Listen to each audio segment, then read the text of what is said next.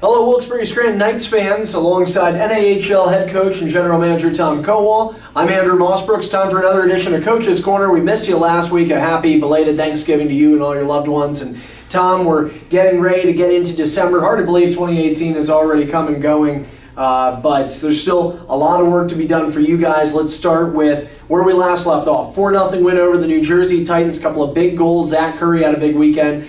And you guys were able to get 2 points and put yourselves closer to a playoff spot. Say what you will about how things have gone, some wins, some losses, but definitely still in the race. You know, hey, I mean, it's the East Division ever since we've been in. This is our 4th year in the league, and it's been a tough year every year. I mean, you don't get that final 2 playoff spots clinched until, last year, until the last 3 games of the season were left before you knew who was where in our division. So Johnstown's doing a great job. They did a great, recovered well. I mean, they're a tough team. I mean, arguably they might be one of the best teams in the league. But at the end of the day, you want competition. Competition's good, but you want to play in playoffs. So yes, we're right now we're not really worried about Johnstown. We're worried about just getting to the 5th spot, then to the 4th spot, and then we'll worry about the 3rd spot. So right now we feel like we hold our own destiny. We've got to play the Titans a lot. We're not playing Johnstown at home anymore. So we get to take on the teams that are in the 5th and 4th spot right now.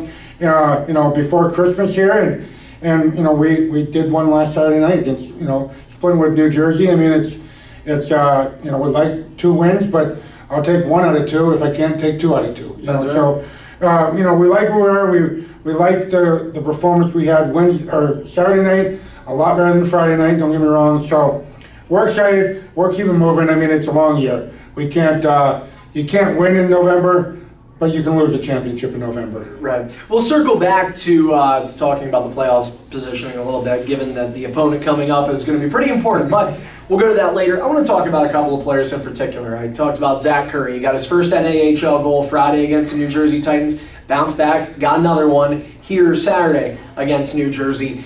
Curry, I mean, from an all-ice perspective, he's a personality, he's a character, he's a funny guy, he seems always loose, always ready to crack a joke. What do you see about his on-ice play and getting rewarded with a couple of goals this past weekend? Zach was a kid that we've built a relationship way past this year. He was an affiliate last year for us. He came in several times, practiced with us, hung out with our team.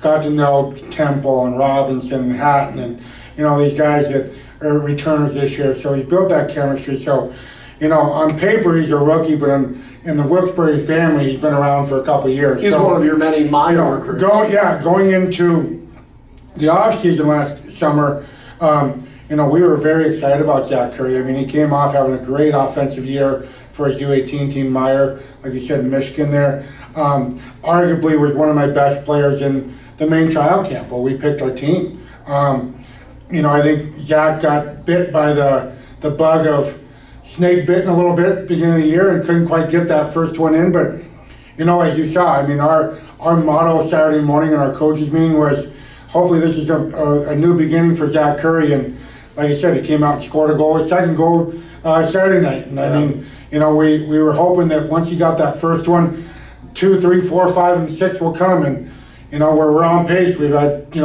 and 2 games, and I don't think there's anyone more excited in that locker room to get back on the ice than Zach Curry, because he's taken a 2-game scoring streak into Maryland this weekend, and he's been one of our best players in practice this week. He's the personification of personality, as I like to call it. You use the term snake bitten. I have to bring this up. Tyrone Bronte hasn't scored a goal in 9 games. He's a great player. I've seen a lot of good chances this kid has had, and I think it's one of those things where puck luck is against him. I want to know if you find that similar, because last year he had a pretty good offensive season. I think you were maybe expecting a bit more from him this year.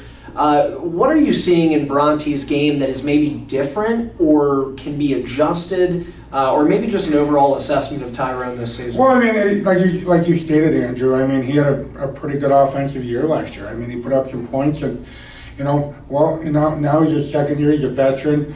You carry that veteran status a little bit. But more importantly, he's not a surprise to any of these teams. Johnstown Titans at Rebels, they know who Tyrone Bronte is now. Last year, they didn't know who Tyrone Bronte was. He was just that new recruit that the Wilkes-Barre signed to a tender. That's all he was on their stat sheet. Now, when they do our games, we got to look after Tyrone Bronte. So Tyrone Bronte's going to have to, he's figuring out that he's going to have to put a little extra work in. He's going to have to work harder because they know who he is. They put special players against Tyrone when we play against him. He doesn't have as much room. And it's your second year. You have expectations that these players that they don't understand.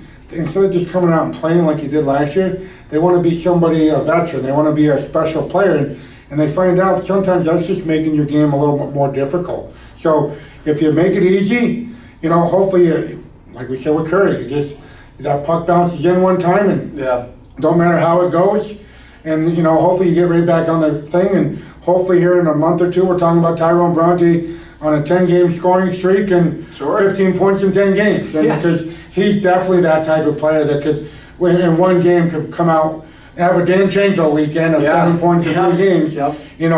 Tyrone is just, I think he's putting a lot of pressure on himself right now, and he knows he's supposed to be doing good. He wants it so bad to be playing good, and I think he's just pressing a little too hard right now, and I think you're going to see a great weekend out of Tyrone coming up this weekend, and more importantly, the games ahead before Christmas break. I still think, too, in the 9 games he hasn't scored a goal. There's been several where he still looked good and he's got some chances. Another thing, and I know you mentioned him being in a spot where it's his second year. Does he at all miss Jack Olmstead? Because I know those two played a little bit together last year, and he was quite the dynamic forward to work with.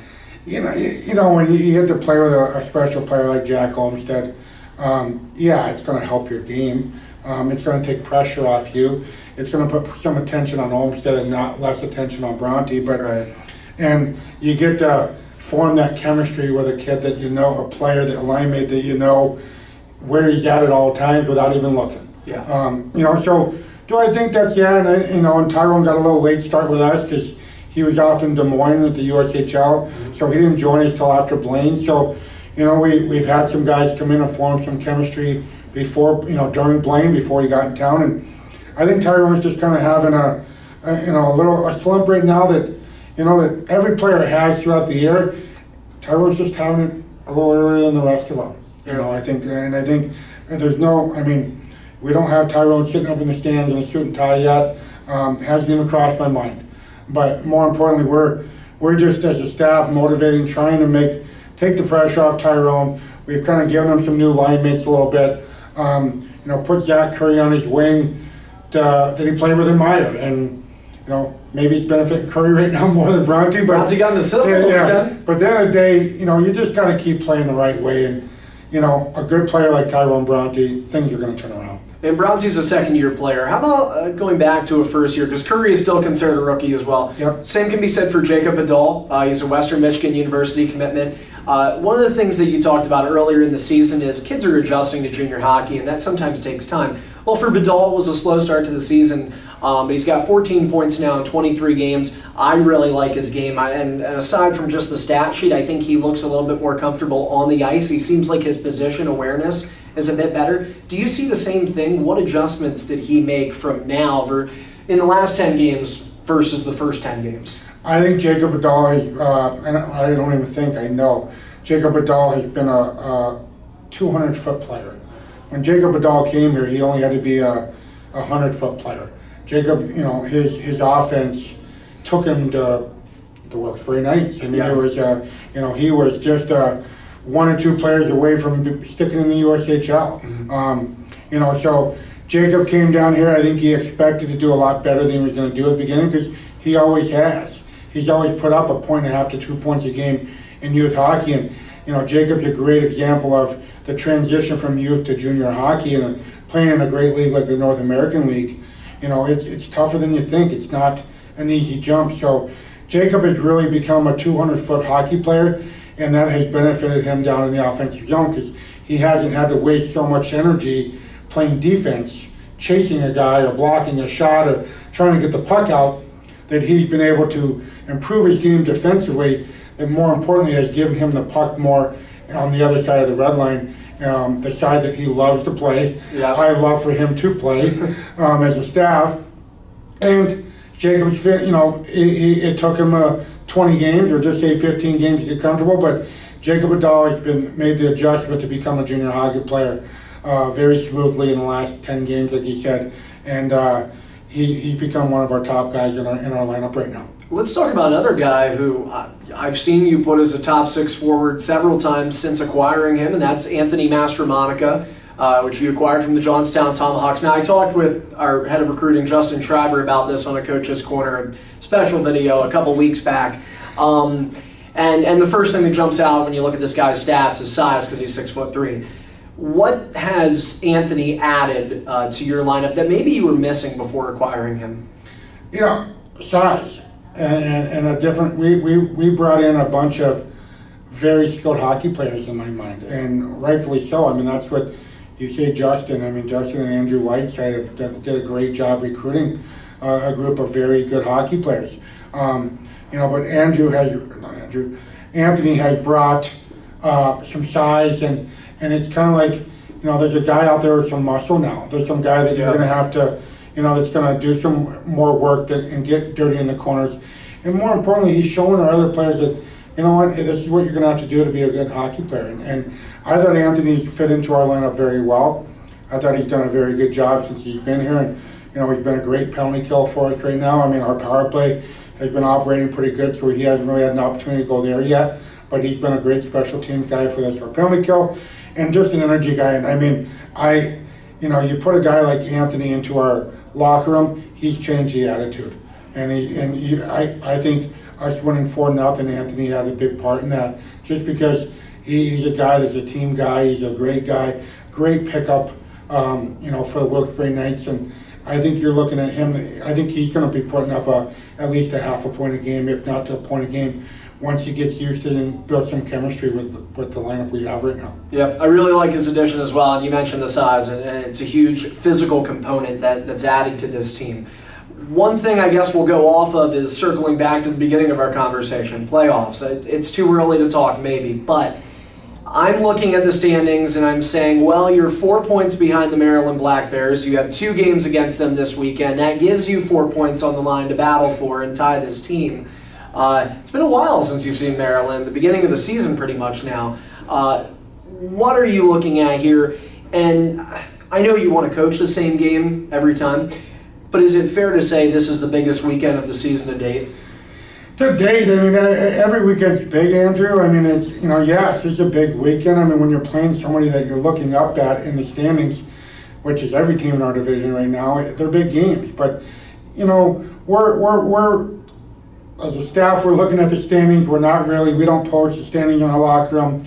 I don't talk to our team about it much, just because it's early. I mean, the season isn't even half over. So, and really, I mean, we've dialed back. Our practices are a little bit longer. We're doing, some different stuff that we did early in the year, just to kind of, create some habits that we're going to be, hopefully we're building to be a Johnstown in the second half in our division. A team that we roll into second half that people don't want to play. I'm sure there's some teams in our league or in our division we have Wilkes-Barre this weekend, good job. I want them to look at that schedule and go, we don't want to go, oh my gosh, we don't want to go there. So, truly in my mind to look at playoffs, but if you don't keep playoffs in your line of sight, then you lose the whole perspective of the year. So, as a staff, we've taken it more to keep playoffs at the end of the tunnel in sight for us. But right now, we're just worried about Friday night. We have Gabe Temple that's been suspended for a game. We're going to be out one of our top scorers. But we do, as it looks, to get Lincoln Hatton back in the lineup this weekend. That'll be very exciting. So it's tough to, do a big lineup change after a 4-0 win. But you got to deal with the cards that you're dealt with. And we're looking to go into Maryland. Yeah, we're looking for 4 points. Yes, these 4 points are bigger than last weekend's 4 points. Because this is a team we're going to be battling probably for 3rd, 4th, 5th place with. And as we know, only the top 4 teams go to playoffs. So, yes, very, very big weekend, Andrew. Biggest of the season so far, but we're going to keep the playoffs listed in the coach's office right now, not really listed in the locker room. It's a 60-game season, so maybe it's not a sprint, certainly a marathon, though. Well, going into it, it's going to be Piney Orchard Ice Arena. That's the site. 7:45 start times on Friday, November 30th, and then you kick off December 1st, Saturday, 7:45. First time ever that the Knights will be in Piney Orchard Ice Arena against the Maryland Black Bears. We talked about Tyrone Bronte earlier. Well, he scored 3 goals in 2 games against Maryland the last time they played each other, so maybe it's a good time to snap out of it. I want to remind you to follow us on social media at WBS Knights on Twitter, Instagram, and Facebook. You can also, of course, subscribe right here on our YouTube channel for more Coach's Corners. But until next time, that's it for this edition. Head coach of the Knights, Tom Kowal, thanks for the time. Thank you very much.